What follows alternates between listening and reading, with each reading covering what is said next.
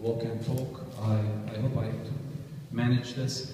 Welcome to this event organized by Stevens and Nietzsche Circle. I would like to thank Professor Steinmann and Professor Durakoğlu for inviting me here. So I am going to start with basics and we'll try to make it more difficult because I didn't know my audience. I've been teaching Nietzsche for a long time and I've done some work on Nietzsche and music. Nietzsche is, well, I'm going to follow my slideshow here. We can go, yes, that's a piece that he had composed. That's Cosima, Wagner is coming on. So music was a big thing in Nietzsche's life. He was taught how to play the piano in his early teenage years. We can bring up other musicians. Then he started playing the piano and he started composing music. So by the time, there's actually a list of his years when he started composing music. 1862, he composed many pieces. So he was born in 1844, so he was 18 years old when he had done many of his, maybe most of his compositions. So Nietzsche is one of the important key philosophers who have a relation to music. There are not many. Well, in ancient Greek times, of course, there's a connection. We know that, like, Pythagoreans were musical, but we don't have much information about what they did with music. We know the harmonics was invented, but beyond that, we have not much musical evidence left from ancient Greece. But then, when you come to the modern age, you don't really find many philosophers or musicians. Rousseau, I think I mentioned Rousseau here. Rousseau is an opera, composed opera, and Schopenhauer, an important figure in Nietzsche's life. He played the flute, but only for himself. I don't think he was a concert flutist. And so, yeah, Nietzsche is one of the few. And then Nietzsche didn't want to just remain a pianist, but he wanted to compose music, but he did not have any background, any education in music composition, but nonetheless he tried to do it, and his compositions were not well received by people like von Bülow, Wagner, and even Brahms. He had written to Brahms but did not get a response. So after that we know that Nietzsche did not really follow a musical path. He became a philologist. He started teaching at Basel University, and then he started writing books. So today most people know Nietzsche as a thinker, writer of all these books. So now what I want to do tonight is present Nietzsche's ideas on music first, and then in the second part show how music affected his writing, so the presence of music in his works. So let's start with the ideas on music. So, well, I actually start with his book, The Birth of Tragedy. This is Nietzsche's first book, and the title already has is Out of the Spirit of Music. There Nietzsche explores the rise of Greek theater in ancient Greece. It is a very important development from a cultural and artistic standpoint. Even today, we don't know fully how Greek theater emerged. We know lots of things, but we do not know the whole thing. Nietzsche's thesis, which he supports with lots of ideas, but clearly not accepted across the board by all scholars, is that the Greek theater, Greek drama, emerged out of the cult of Dionysus. Initially, it was nothing but a chorus of singers. These were the revelers of the cult of Dionysus, either, I don't know, the satyrs or the Maenads. And this chorus was nothing but musical. So, which means that the proto-drama, the Greek proto-drama, was a musical drama. It was not even a drama yet. Before it was a drama, it was a chorus, and it was all music. So, this is what Nietzsche tries to do in the beginning. If you read this book, those who read it, the first 10 sections of the book, there are 25 sections. So he talks about what makes Greek tragedy or Greek theater possible. There he also explores, he explores, just if you can go back, but anyway, he explores all the forces that come into Greek theater at a later stage, the known stage. The known stage meaning 534 BC and after that, right? That's the birth of Greek theater, official date. So prior to that, it's nothing but chorus. So after that, with the drama, meaning with the introduction, acting. Thespis, who is the first known Greek dramatist. So all the other elements are clearly the musical and the visual elements, and they all come together, forming Greek theater, right? So the music heavily present in Greek theater. So let's move on. So what are some conclusions? Greek tragedy, it's a fusion of lyrical and epic traditions of ancient Greece, emerged out of cult of Dionysus, and this cult had a lot to do with singing, dancing, and music, and the whole festival spirit. Greek tragedy was nothing but chorus in a sort of phase, and there's only singing and dancing, so then he does talk a lot about the satyrs and the satyr chorus, which was also part of a Greek drama in its later phase. Music pretty much governed the spirit of Dionysian singing, but now you also have the visual and plastic elements in Greek theater, so they somehow came together, forming what Nietzsche calls Apollonian and the Dionysian elements. So that's pretty much it. I mean, Apollonian is the principle of individuation, and the Dionysian is the state where there's no individuation, what Nietzsche calls ecstasy or ecstasis. So these two things come together in Greek drama. But as we could move on to the next slide, well, these are some pictures. That's Dionysus the Manet, Dionysus and the satyr. Yeah, we could move on. All right. Pretty much there are two theses that emerge in the birth of tragedy. And these two theses seem to be in conflict. But I think Nietzsche will work on this in his later writings. The one thesis is that music drives Greek drama. Music is at the center because music is the most universal art form. But that idea comes from Schopenhauer. Schopenhauer showed in his work, World as Will and Representation, that music is the most universal art form.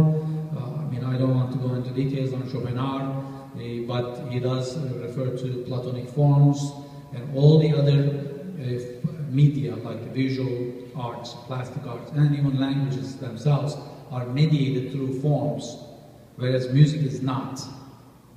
Whether we accept the thesis or not, I don't know, but in any case, Nietzsche did, and he accepted the Schopenhauerian thesis. But on the other hand, so this first thesis claims that music is universal, and therefore the highest art form. All right, so that's not the first one. The second one, which runs throughout the book, that what makes theater possible is the fusion, the unity of all these arts, visual and musical arts. In that case, none of the art is better or higher or more universal than the other, but rather it's an agonistic, to use a phrase that I like, an agonistic union coming together of all art forms, from musical to visual, right, in the whole spectrum. So these clearly don't fit together, right? They are a little bit inconsistent. But Nietzsche will work on that, well, I'm going to come to that later on. I think we are going to move on to music now, right? Yeah, okay, yes, okay, then I'll talk more.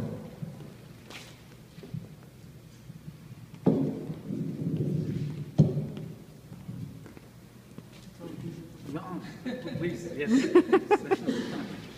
I won't take too long. So first I would like to thank Yunus for proposing such an interesting program, and also Michael Steinmann and Gary Douglas to help us to get organized here. When Yunus told me about a presentation of a lecture recital about Nietzsche's music, I've heard that he was composing, but I was not familiar at all with his music. So, and I started my research, I started reading about them, And I went to Juilliard bookstore, asked my colleagues there, they don't have any idea either. So, and from my readings, my impression was not encouraging at all. It was very discouraging because everybody was harshly criticizing Nietzsche's compositions. I said, okay, maybe I will stop reading and get to know his music myself and see how that will feel. And I was very fascinated with his ideas about music, and you can tell he experienced music as a performer, as a musician. He just did not speculate all his ideas about music. And so he was born into the world of sound, into the world of music, and he got his early education from his mother, piano instruction. One aspect that's very appealing in his piano compositions, especially, they do carry certain influences of German chorals. So, especially in his voice leading, not very complicated. He brought it in a very simplistic way. That was the first thing that I was attracted. So, as the son of a Lutheran minister, he must also have been fascinated by church music and Lutheran musical ideals. And he was 14 years old that he wrote, and this is a quotation, "God gave us music so that we, first and foremost, will be guided upward by it. All qualities are united in music. It can lift us up, it can be capricious, it can cheer us up and delight us with its soft, melancholic tunes. It can even break the resistance of the toughest character. Yet its main purpose, however, is to lead us, it's to lead our thoughts upward, so that it can elevate us, even deeply moves us. All humans who despise it should be considered mindless, animal-like creatures." So, his progress at the piano was very rapid, and he was exposed to a wide range of repertoire, including Beethoven's sonatas, some contemporary works, even some symphonic works that he translated, arranged for piano. He began composing at the age of 6 and taught himself the rules of composition, and soon he discovered that music helped him to achieve emotional self-control. He explained that state to the conductor and well-established musician of the time, Hans von Bülow, saying that, "Of my music, I know only one thing, that enables me to master feelings." So as a student, he used to impress his friends with his piano improvisations. Music came very easily to Nietzsche. He composed about over 70 works in all. Only about 50 of them survived. They are mainly pieces for solo piano or piano for four hands, about 17 German leads with piano accompaniment, and a fantasy for violin. Even though Nietzsche had a natural gift and mindset to write music, he did not have the compositional tools to develop that further. Many of his musical works sound like improvised, as Arnold Schoenberg defined them as slowed-down improvisations. So my first acquaintance with Nietzsche's piano music was a quite nostalgic experience. So being trained in European musical tradition from early age, I found his music very familiar, and also very naturally fit in my hands and in my psychology somehow. And it reminded me some figured bass and harmonization exercises we used to do to create melodies over the given a bass line. And from the first readings, the most appealing that also was his attention to the melodic line. He created beautiful melodies. That was the highlight of his piano pieces. So in his musical language, it's not very hard to hear the influence of other German masters like Beethoven, especially Schumann, Brahms, and later, we all know, Wagner.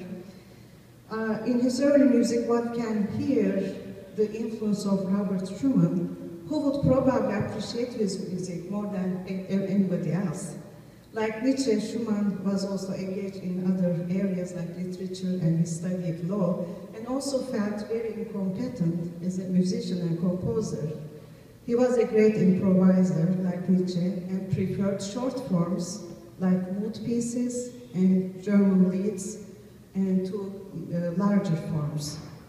So before Wagner, Schumann was Nietzsche's favorite composer. In 1864, when Nietzsche went to Bonn to study classical philology and theology, he visited the grave of Schumann within only a few days of his arrival. At that time, Nietzsche was quite unimpressed with Wagner's works. It took him quite a while to become a Wagnerian. That was around 1868. By then, he was also a much experienced composer.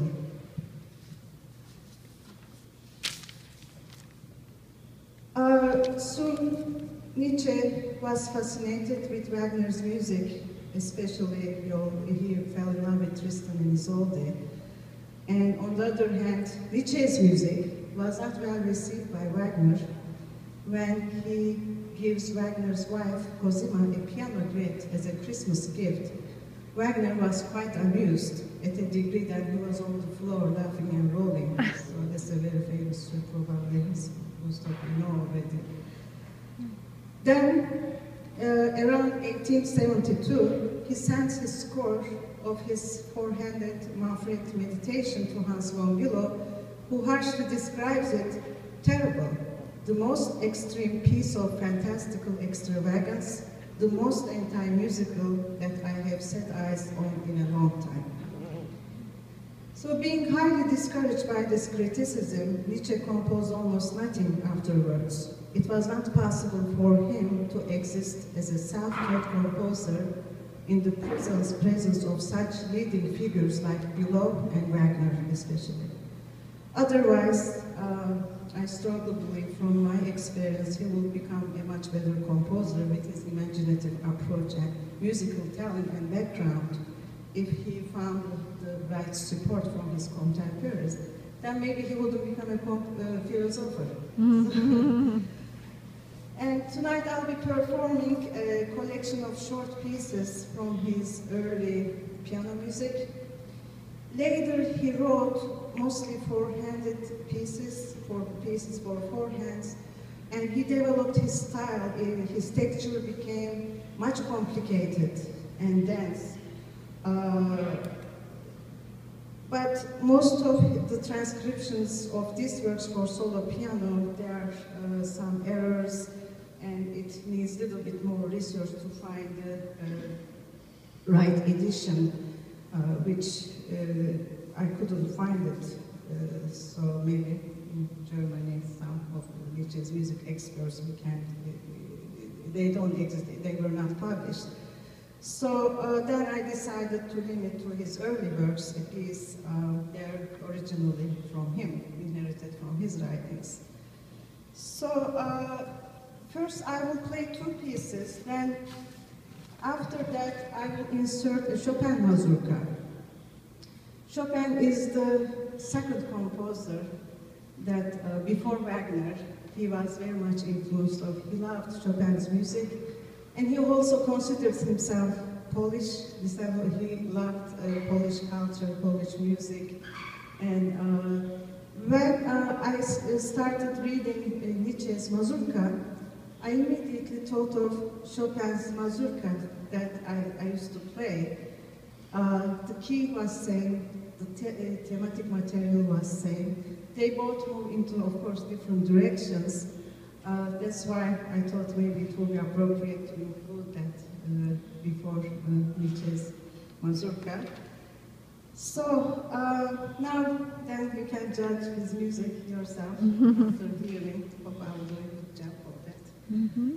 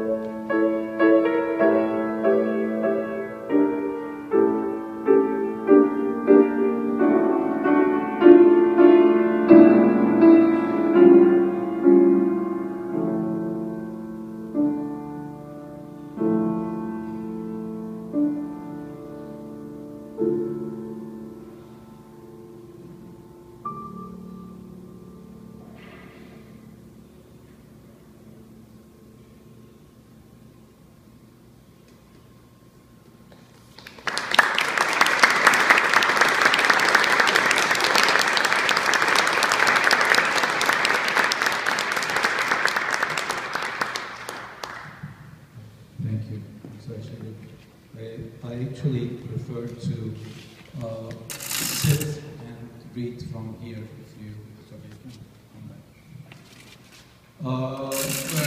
where we left was the synthesis of all arts.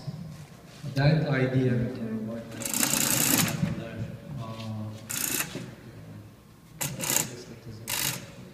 Can you see me from there? All right, I'll just stand here. That idea actually, that Greek drama was a unity of all arts, musical and visual. That was picked up by German romantics in the 19th century, and it became very important for Wagner. It's one of the key Wagnerian projects is that art, in fact, is total artwork, which you see here, Gesamtkunstwerk, and that's what the Greek drama was, and we lost it in the modern age, and now we should revitalize it. We lost it because all arts fell apart in modernity. Drama became dialogue-driven, lost its music, and it should be now revitalized.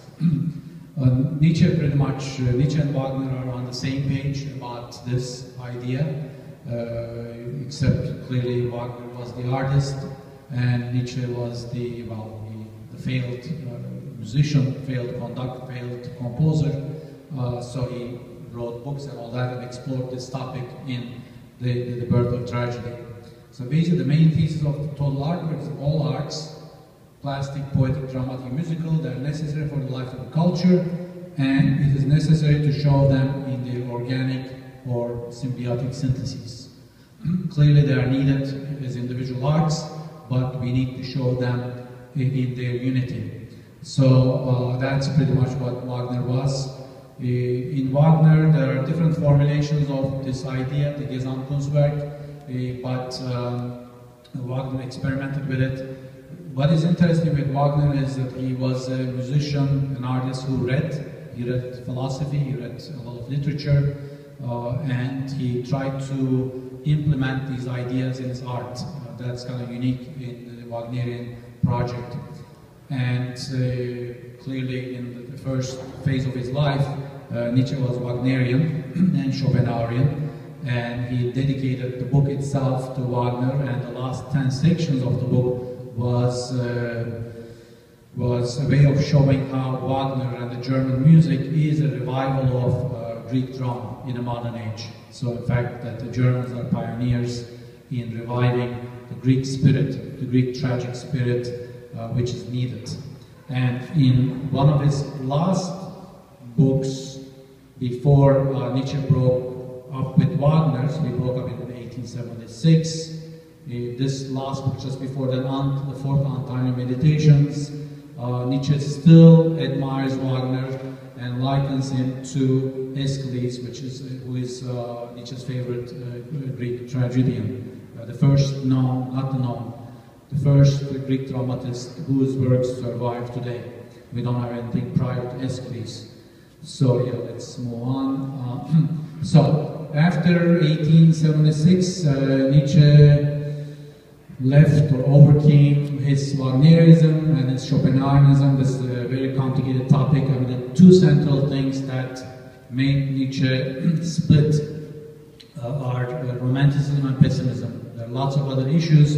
I cannot go into them right now, but these are two central movements that existed in the 19th century, and Nietzsche clearly realized their inconsistencies, their shortcomings, and he starts struggling with them, with these movements, Romanticism and pessimism, and Wagner and Schopenhauer they are symbolic or emblematic of these two movements.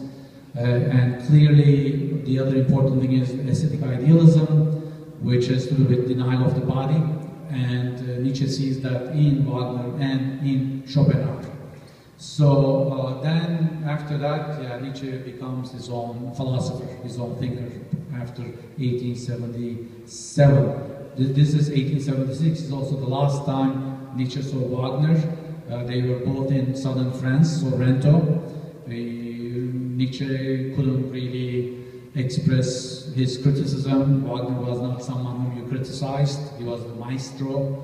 He was an autocratic figure, in internationally known musician, conductor, and plus Wagner was like a mentor to Nietzsche. So by this time, in this last encounter, Nietzsche must have had lots of things to say, critical of the Wagnerian project, but he simply couldn't say it to his face, to Wagner's face.